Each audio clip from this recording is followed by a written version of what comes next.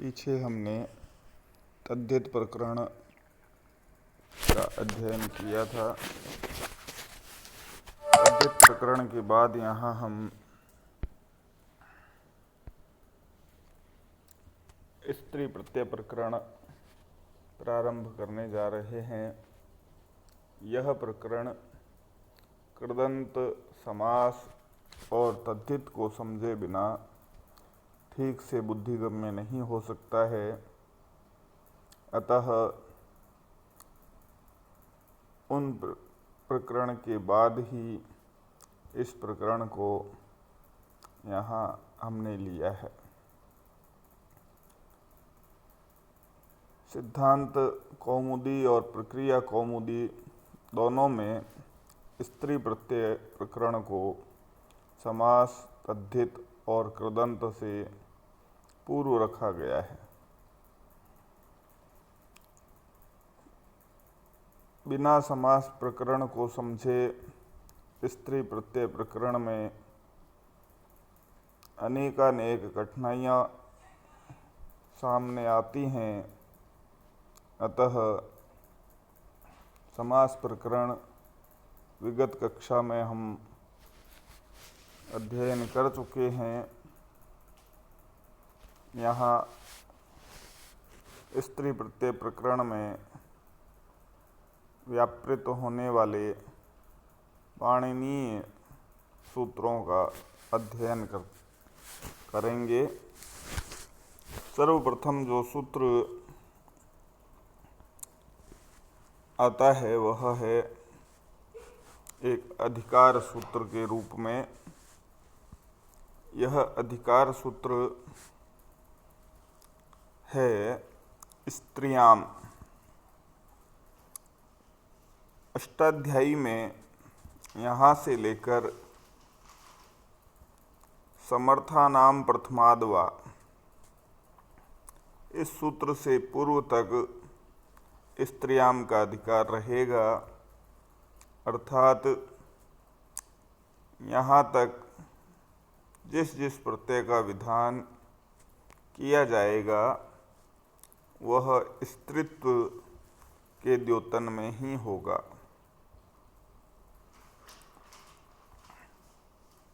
स्त्रियाम यह एक भाव प्रधान निर्देश है। इसका तात्पर्य है स्त्रीत्व अर्थात स्त्रीत्व में।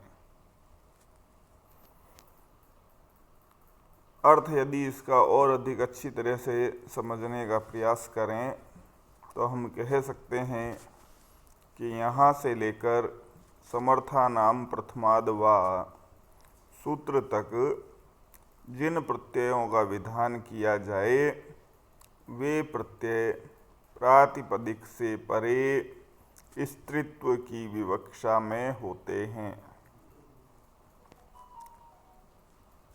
स्त्री प्रत्ययों में कुल 8 प्रत्यय इस अधिकार में कहे गए हैं। उनमें टाप, डाप, चाप, गीप, गीश, गीन, ऊंग और ती, ये 8 प्रत्यय इस अधिकार में कहे गए हैं। ये सब स्त्रीत्व के द्योतक हैं।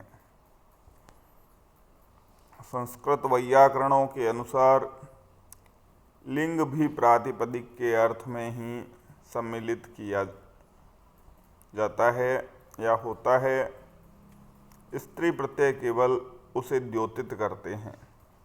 अतएव अनेक शब्दों में स्त्री प्रत्ययों के बिना भी स्त्रीत्व का बोध स्वतः ही हुआ करता है। जैसे वाच, गिर, पुर, दृश्य आदियों में स्त्रीत्व द्योतन प्रत्यय के बिना भी स्त्रीत्व का बोध स्वतः होता है। तात्पर्य यह है कि यह जरूरी नहीं कि स्त्री प्रत्यय के होने पर ही स्त्रीत्व का बोध हो। स्त्रीत्व का बोध प्रत्यय के बिना भी कई जगह हो सकता है। परंतु टाप आदि प्रत्ययों के होने पर अवश्य स्त्रीत्व का बोध होता है, यह नियम है। अब यहाँ हम टाप प्रत्यय से संबंधित जो पहला सूत्र बताया गया है उस सूत्र की व्याख्या और उसके द्वारा प्रयोग सिद्ध होते हैं उनका अवलोकन करेंगे। तो पहला सूत्र जो बताया गया है वह है अजाद्यतश् टाप। तात्पर्य यह है कि अज आदि गण पठित प्रातिपदिकों से अथवा अदंत प्रातिपदिकों से स्त्रीत्व का द्योतन कराने पर प्रातिपदिक से परे टाप प्रत्यय हो, अर्थात अजादि गण में पठित प्रातिपदिकों से अथवा अदंत प्रातिपदिक का वाच्य जो स्त्रीत्व है उसके द्योतन करने की विवक्षा में इनसे परे टाप प्रत्यय होता है। अब यहाँ इस टाप प्रत्यय से जो प्रयोग सिद्ध होता है, सर्वप्रथम हम अजादि गण में पठित शब्द अज का ग्रहण करते हैं। गण पाठ में जो प्रथम शब्द होता है उसी के नाम पर उस गण पाठ का नामकरण किया गया है। तो अज पहला शब्द है, उस अज शब्द से हम प्रत्यय का ग्रहण करते हैं। तो अज शब्द से सर्वप्रथम हम अजाद्यतश् टाप इस सूत्र से स्त्रीत्व की विवक्षा में टाप प्रत्यय का ग्रहण करते हैं। टाप प्रत्यय में प्रत्यय के अंत में पकार है, अतः हलन्त्यम सूत्र से अंतिम हल पकार की इत संज्ञा होती है। तस्य लोपः सूत्र से इत संज्ञक पकार का लोप होता है, तब हमारी स्थिति अज प्लस टा बनती है। तदुपरांत टा प्रत्यय में प्रत्यय के आदि में ट वर्ग का वर्ण टकार है, अतः टुटु सूत्र यह बताता है कि प्रत्यय के आदि में स्थित च वर्ग अथवा ट वर्ग का कोई वर्ण हो तो उसकी इत संज्ञा होती है। यहाँ टा प्रत्यय के आदि में स्थित ट वर्ग का वर्ण टकार है, अतः चुटु सूत्र से उस टकार की इत संज्ञा हुई। तस्य लोपः सूत्र से इत संज्ञक का नित्य लोप हुआ करता है, अतः यहाँ इत संज्ञक टकार का लोप हुआ, तब अज प्लस आ बना।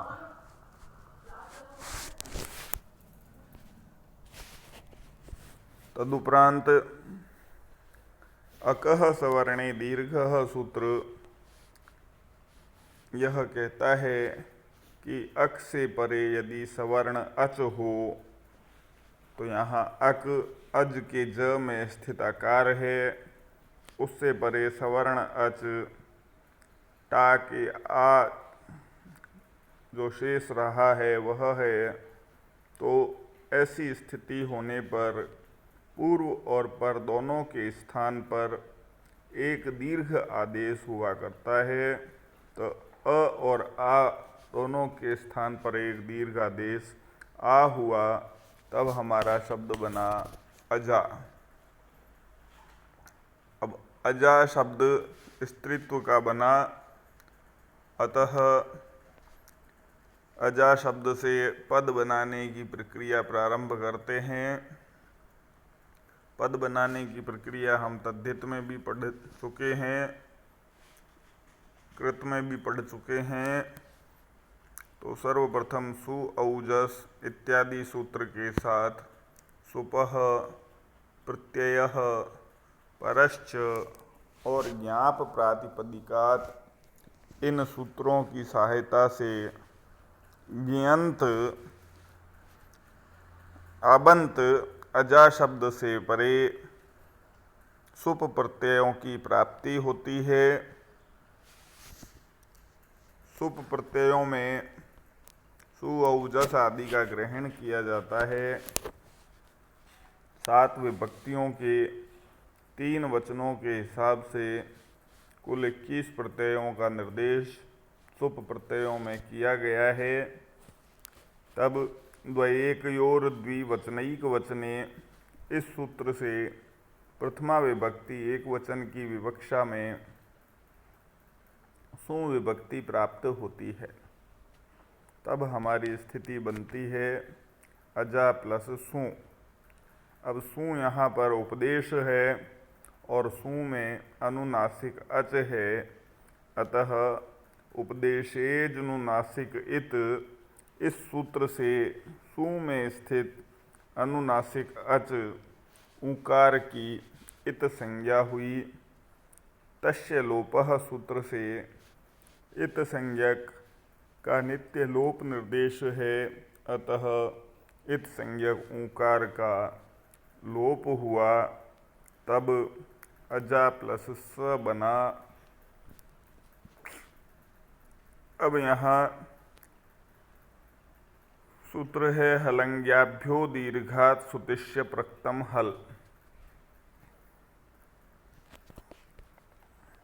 यह सूत्र हलंत, गियंत, आबंत, दीर्घ शब्दों से परे सु, ती और सी के अप्रयुक्त अर्थात बचे हुए हल का लोप बताता है।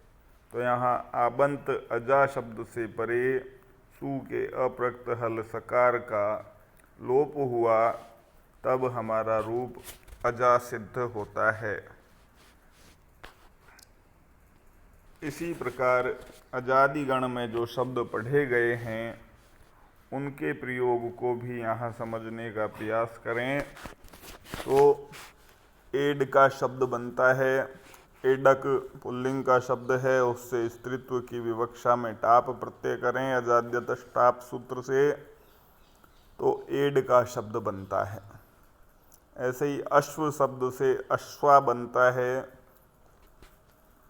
चटक शब्द से चटका बनता है, मूसिक शब्द से मूसिका बनता है, बाल शब्द से बाला बनता है, वत्स शब्द से वत्सा बनता है, होड शब्द से होडा बनता है, मंद शब्द से मंदा बनता है, विलात शब्द से विलाता बनता है। तो इस प्रकार यहाँ पर अजादि गण में जो शब्द, किसी भी शब्द को लेकर के यदि हम रूप सिद्धि करना चाहें तो एडक प्लस टाप, टाप में प की इत संज्ञा हो जाती है, ट की इत संज्ञा हो जाती है, तो आशेष रहता है अकह सवर्ण दीर्घ सिद्ध, सवर्ण दीर्घ आदेश हो जाता है तो एड का बन जाता है। पद बनाने पर सु विभक्ति प्राप्त होती है। सु के ऊ का उपदेश जनुनासिक इत से इत संज्ञा हो जाती है, दस्य लोप से लोप होकर के एड का प्लस स बचता है और स की अलंग्याभ्यो दीर्घात सुतिष्य प्रक्तम हल से आबंत से परे सु के सकार का लोप हो जाता है। तो वही प्रक्रिया यहाँ पर करते हैं। इसी प्रकार अश्वा, चटका, मूषिका आदि शब्दों में भी करते हैं।